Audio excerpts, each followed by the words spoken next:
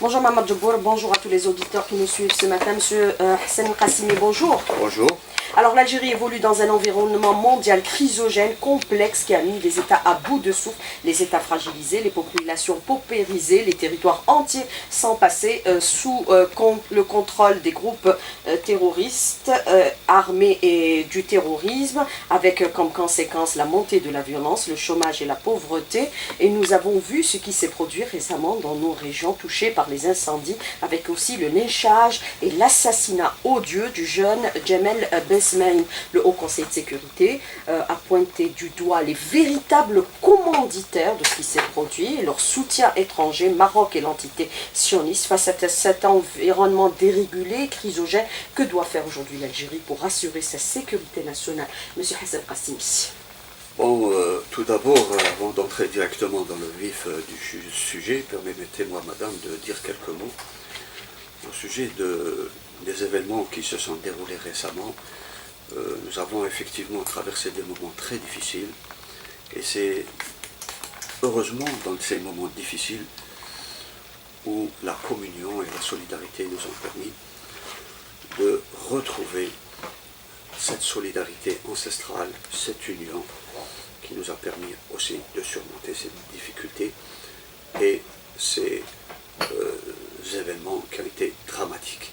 Effectivement, vous avez bien dit que nous évoluons dans une société mondialisée qui se caractérise par le développement de phénomènes violents. Les frontières algériennes sont entourées d'un brasier. Effectivement, sur le plan régional et international, il y a des faits, il faut l'indiquer, il y a des phénomènes qui sont très dangereux, qui sont en train de se développer, et la mondialisation est arrivée à son niveau le plus extrême. Elle produit des phénomènes tels que l'affaiblissement des États, le recul des États, et là c'est un point sur lequel je voudrais mettre l'accent.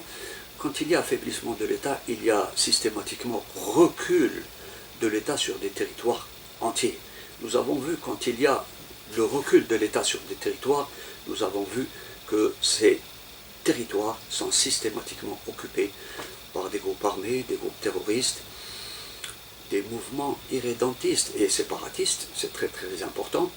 Et il y a aussi, la mondialisation produit aussi d'autres phénomènes qui sont la paupérisation mondiale des populations, la fragilisation des populations, une très très mauvaise répartition des revenus et des richesses sur le plan mondial, ce qui fait que nous avons à peu près 1,5% de la population mondiale qui est propriétaire à peu près de 95 millions, de 95% du PIB mondial. Donc tous ces événements nous indiquent que les États sont actuellement confrontés à toutes sortes de menaces. Nous avons peut-être, nous pouvons les classer dans 3 catégories. Ces menaces, la première, ce sont les menaces qui sont connues, les menaces qui sont classiques. Il y a des menaces aussi qu'on peut classer dans la deuxième rubrique, ce sont les menaces qui sont latentes. On ne les voit pas, mais elles sont là, on sent que les menaces vont arriver. Il y a aussi les menaces qu'on pourrait peut-être classer dans la troisième catégorie, c'est les menaces qui sont imprévues. Mais dans toutes ces menaces, il y a un élément fondamental que nous devons dire et que nous devons formuler, c'est que dans la gestion des phénomènes qui ont une relation avec la sécurité, le hasard n'a pas de place. Donc, les autorités algériennes, face à toutes ces menaces et que nous avons déjà formulées et que nous avons classées dans les 3 catégories, les autorités algériennes ont pris des mesures très importantes. Effectivement, vous avez bien fait de parler du Conseil supérieur de sécurité. Le Conseil, il y a une observation qu'on pourrait peut-être importante faire à ce sujet.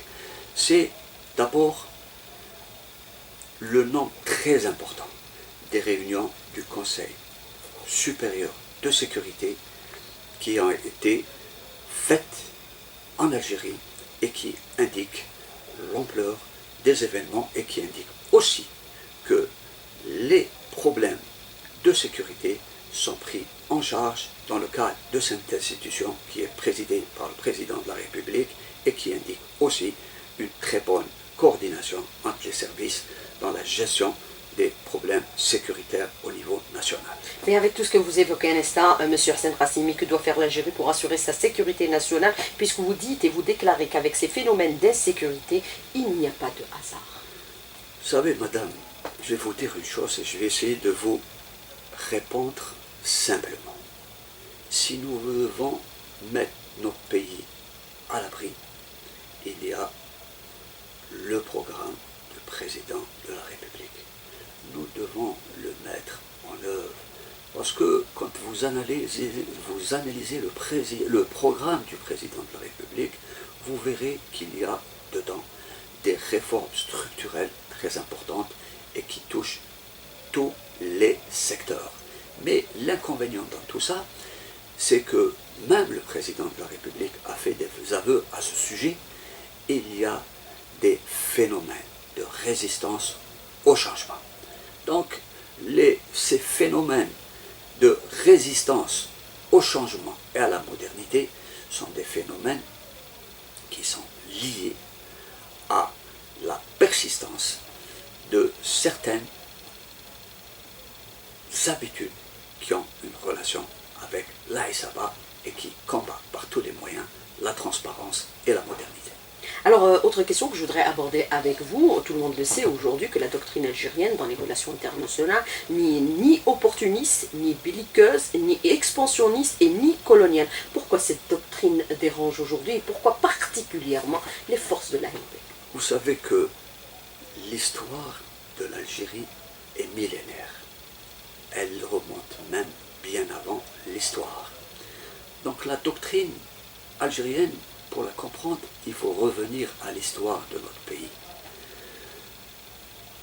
Le peuple algérien est un peuple qui a combattu depuis la nuit des temps. Toutes les occupations, toutes les interventions étrangères, toutes les interventions, toutes les tentatives de manipulation et de désunion ou de partition du pays.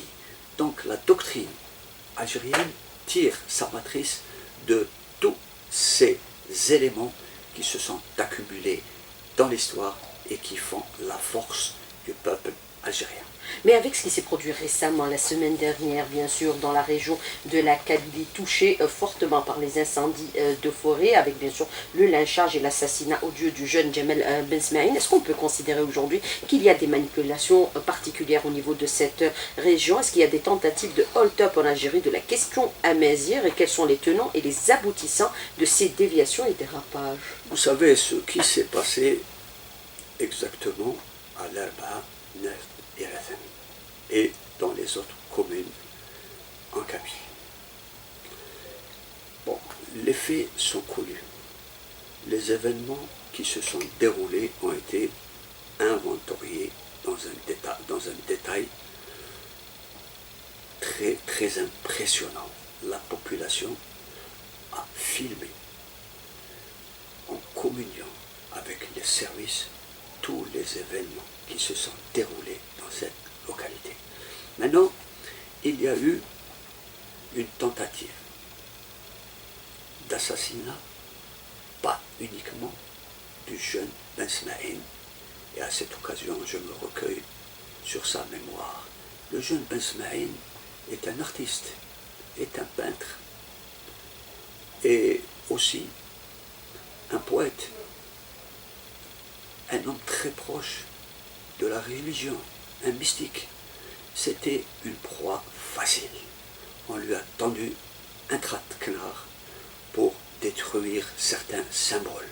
Maintenant, ce qui s'est passé à l'Arba, il faut absolument essayer de décortiquer et d'expliquer ce qui s'est passé. L'Arba, c'est le village de Abban Ramdan. Abban Ramdan, avec les chefs de la révolution algérienne, souvenez-vous, en août 1956, à Ouzelagen, à Ifri, ils ont scellé le socle de l'unité nationale en Kabylie.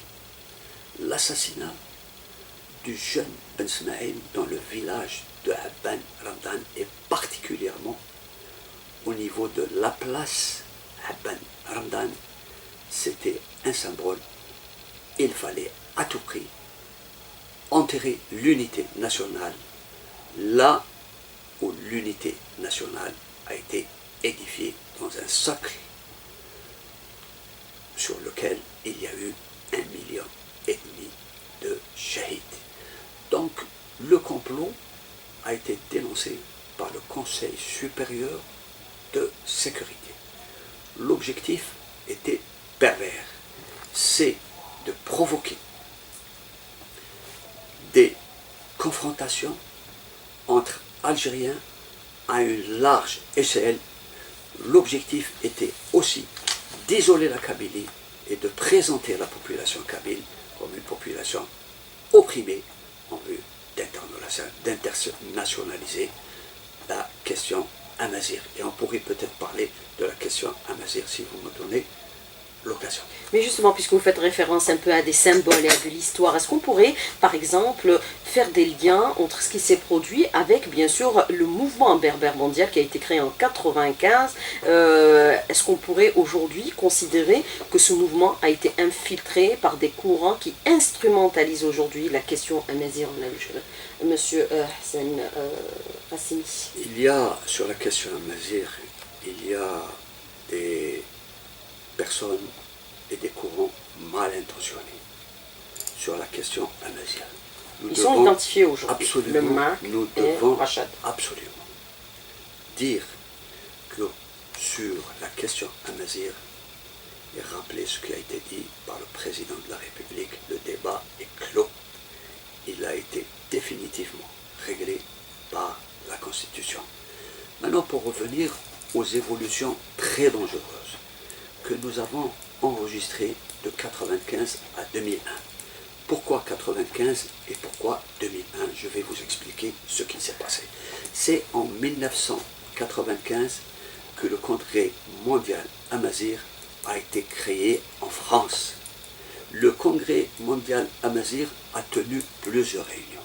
3 réunions en France, 2 réunions au Maroc et une réunion au niveau de l'archipel espagnol des Canaries, des îles Canaries.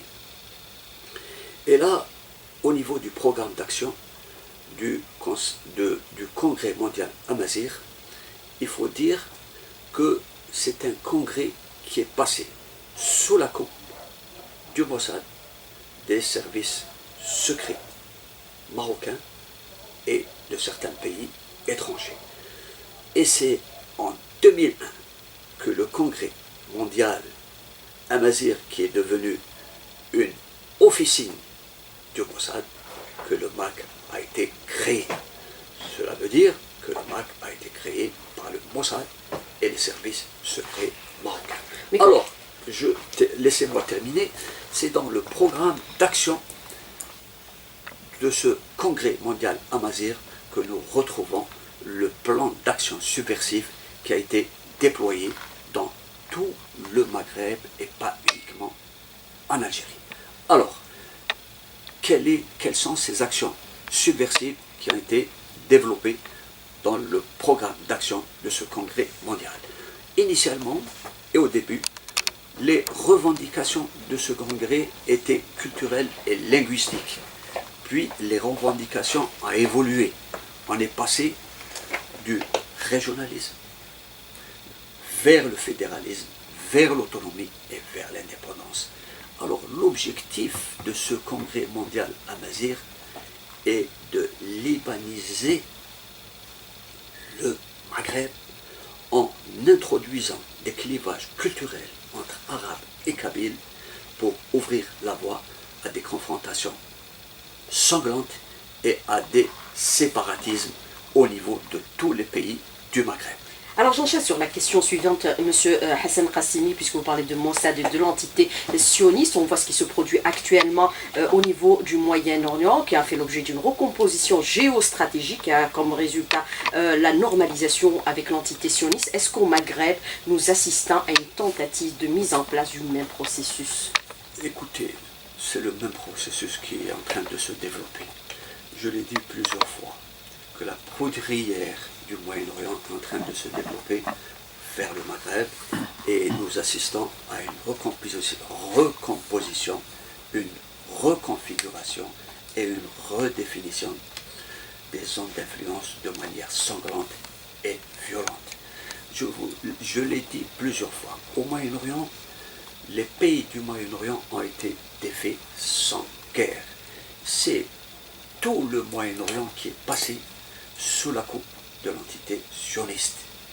Puis ce phénomène pervers s'est développé vers le Maghreb et maintenant nous assistons à un autre feuilleton nouveau. C'est le déplacement et la reconfiguration des zones d'influence en Asie avec l'arrivée des talibans au pouvoir et si vous voulez, on pourra parler de ce dossier. Alors, M. Hassan Qassimi, pour enchaîner bien sûr avec ce que vous avez déclaré dans la première partie de la rédaction, vous parlez aujourd'hui de recomposition de zones d'influence qui migrent du Moyen-Orient vers le Maghreb, parce que l'objectif aujourd'hui, c'est de balkaniser l'Algérie. Oui, c'est vrai, ce que vous dites se fonde sur des événements et un certain nombre d'informations. Je vous ai expliqué que le congrès mondial Amazigh, qui est passé pratiquement sous la coupe des lobbies sionistes et des services marocains, a pour objectif de balkaniser et de libaniser toute la région du Maghreb sur la base de critères techniques, raciaux et linguistiques. Donc l'objectif est d'inclure dans ce programme d'action du Congrès mondial Amazigh, d'inclure des activités subversives qui se développent en Libye, en Tunisie, en Algérie, au Maroc et en Mauritanie. Et l'objectif c'est de morceler et de procéder à la partition de tous ces pays en faisant de ces entités de micro-États qui passeraient sous l'influence du Grand Israël, du Moyen-Orient à l'Atlantique. Donc c'est des événements qui sont en train de se développer selon une chronologie et qui est inscrite dans le temps. N'oubliez pas que l'idéologie sioniste s'investit dans le temps parce que l'un des premiers objectifs c'est de s'attaquer à la culture des pays,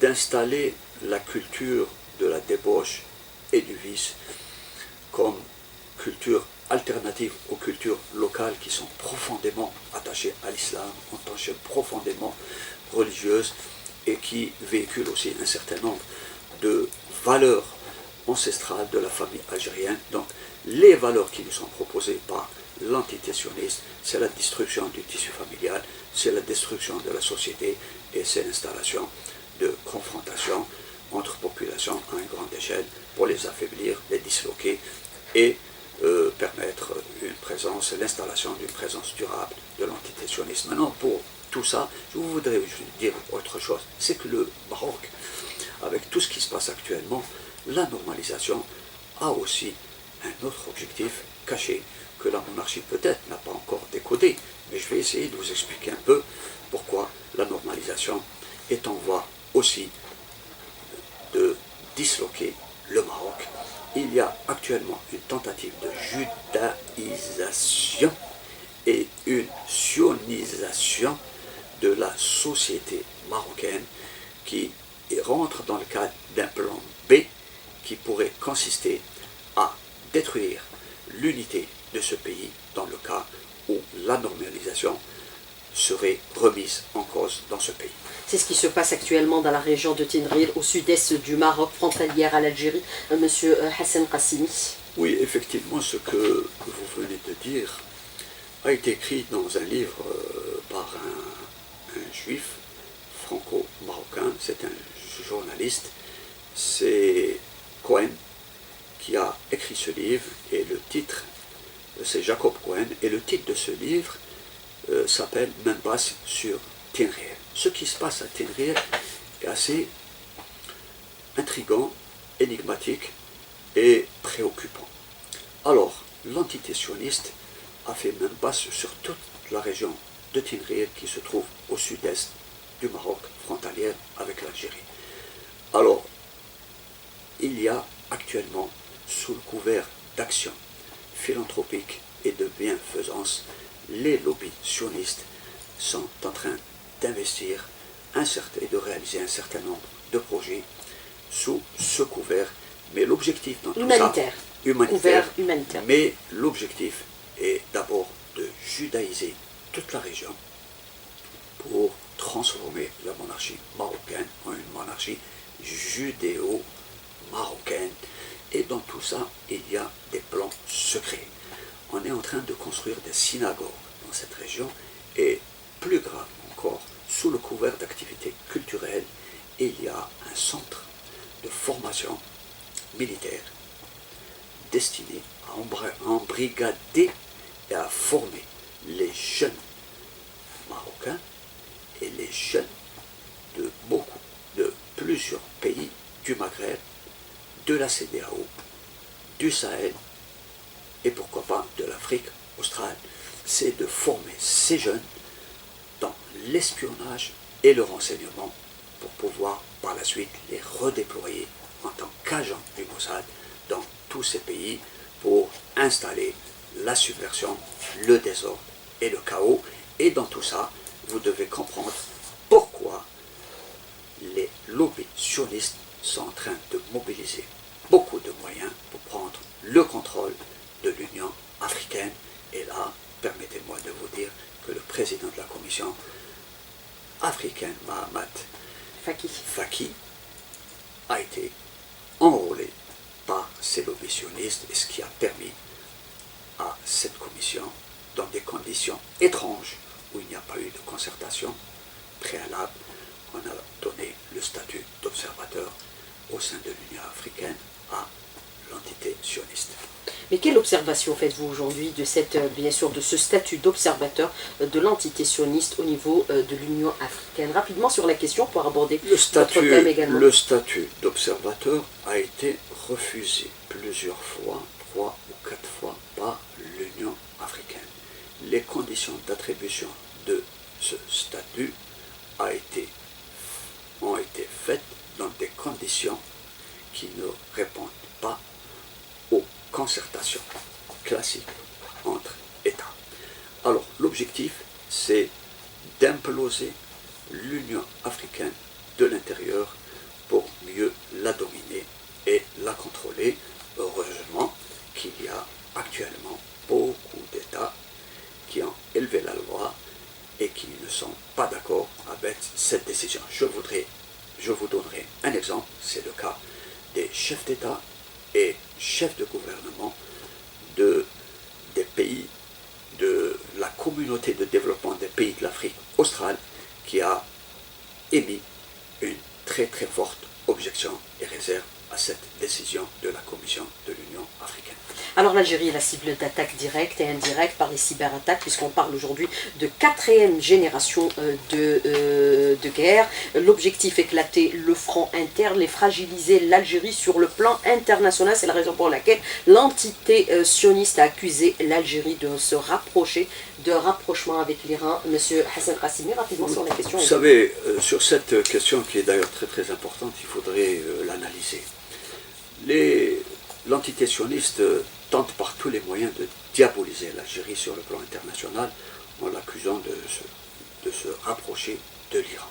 Je vais vous dire une chose, que l'Algérie a des relations internationales, très bonnes relations avec pratiquement tous les pays, à l'exception de l'entité sioniste qui a affiché son hostilité à l'égard de l'Algérie ouvertement.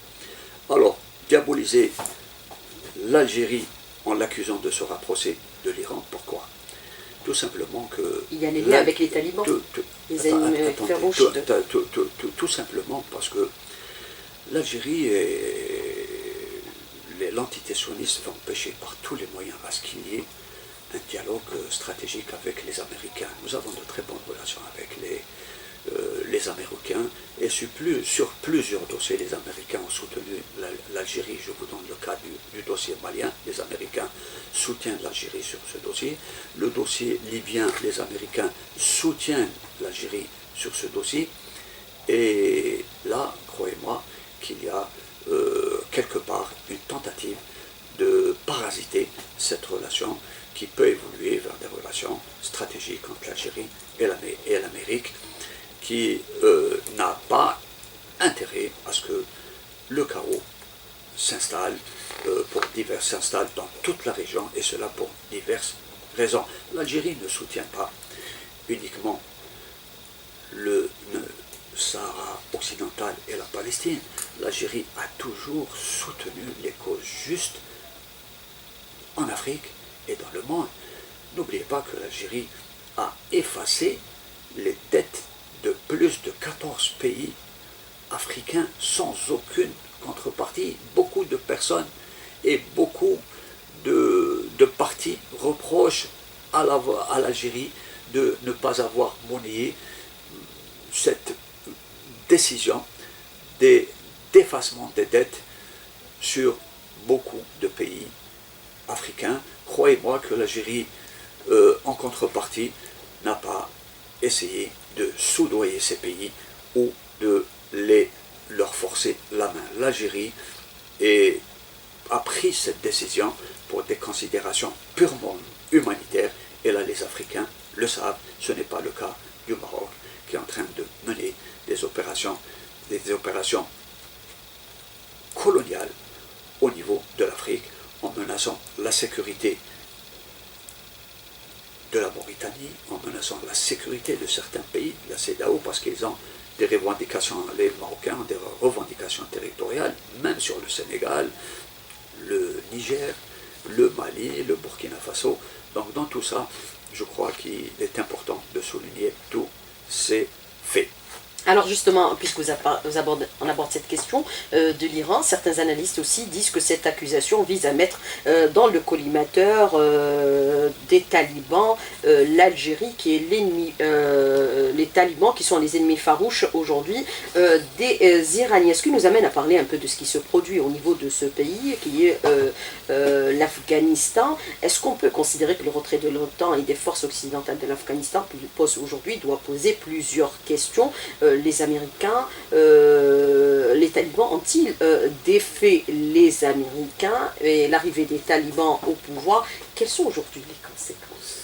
Puisque quand on se rappelle, si on remonte à l'histoire, le premier pays qui devait être un peu l'émirat des talibans, c'était l'Algérie, durant les années 90. Écoutez, je vais un peu vous essayer de synthétiser la question et de vous donner quelques éléments importants pour nous permettre un peu d'avoir une cohérence dans notre mode de pensée et d'analyse sur ce qui se développe actuellement au niveau de cette région, et particulièrement en Afghanistan.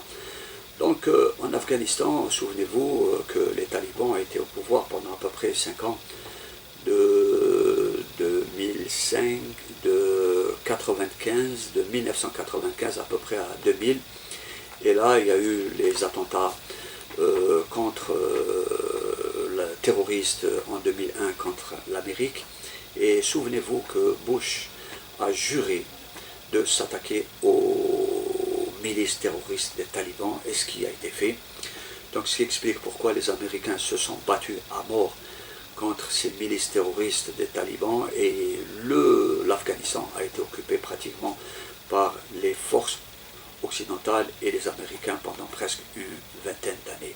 Dans tout ça, faut-il se dire que ce qui vient d'arriver était imprévu, ou alors y a-t-il eu dans les coulisses des tractations que nous ne connaissons pas pour le moment? Moi, ce que je peux vous dire sur l'évolution de ces événements, c'est que les Américains, ce qui est très important, et là je ne critique pas les Américains, je fais une analyse, je laisserai le soin aux alliés des Américains de l'Union européenne d'adresser leurs critiques à l'égard des Américains.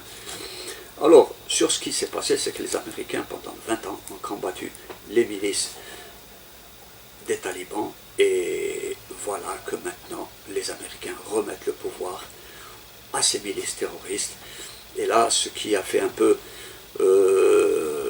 ce qui est un peu surprenant, parce que les Européens n'ont pas été associés à cette décision, et plus grave encore, c'est une décision qui a été prise par les Américains. Il y a eu des accords, des pourparlers secrets qui se sont tenus à Doha, et là, les Américains, contre toute attente, ont remis le pouvoir aux talibans. Mais ce qui est encore plus surprenant, c'est que moi j'ai entendu un interview qui a été fait par certains journalistes avec le président américain Joe Biden, qui a déclaré solennellement que les talibans ne prendraient jamais le pouvoir en Afghanistan.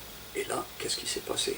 Alors je me demande si le président Joe Biden n'a pas été quelque part trahi par sa propre administration, parce que dans l'histoire de l'administration américaine, souvenez-vous qu'il y a eu toujours certains présidents qui ont été trahis par leur administration. C'est le cas de Gerald Ford Kennedy, qui a été trahi sur le dossier de la Corée, qui a été trahi par son administration. Alors, cette évolution qui se déroule actuellement sous nos pieds en Afghanistan, alors on peut se poser quelques questions. Maintenant, quelles sont les conséquences de cette évolution au niveau de l'Afghanistan? C'est que, il faut le dire, c'est très important, c'est que les talibans ont été infiltrés par les lobbies sionistes. Alors, si les talibans ont été infiltrés par les sionistes, quel est le niveau de pression et d'intervention des lobbies sionistes dans cette évolution au niveau de ce pays? Et encore, quelles sont les conséquences immédiates au niveau de toute la région? Les Russes sont attentifs et ne se sont pas encore prononcés. Les Chinois sont attentifs à cette évolution et ne se sont pas encore prononcés sur cette question. Les Turcs, la même chose, et les Iraniens, la position des Iraniens est plus ou moins mitigée, mais dans tout ça, croyez-moi, ce qui va se dérouler, et je peux un peu vous donner quelques projections, c'est que nous allons vivre à une évolution qui va consister à redéployer la menace sur des pays comme la Chine, la Russie, l'Iran et la Turquie. Et là, c'est un autre feuilleton de déstabilisation qui est en train de se dérouler à une grande échelle en Asie. Et les Européens, dans tout ça, crient au scandale, n'ont pas été associés à cette décision qui a été prise de manière unilatérale par les Américains. Et aussi, on n'a même pas donné le temps aux Européens d'expatrier leurs ressortissants et d'évacuer leurs troupes pour les mettre à l'abri.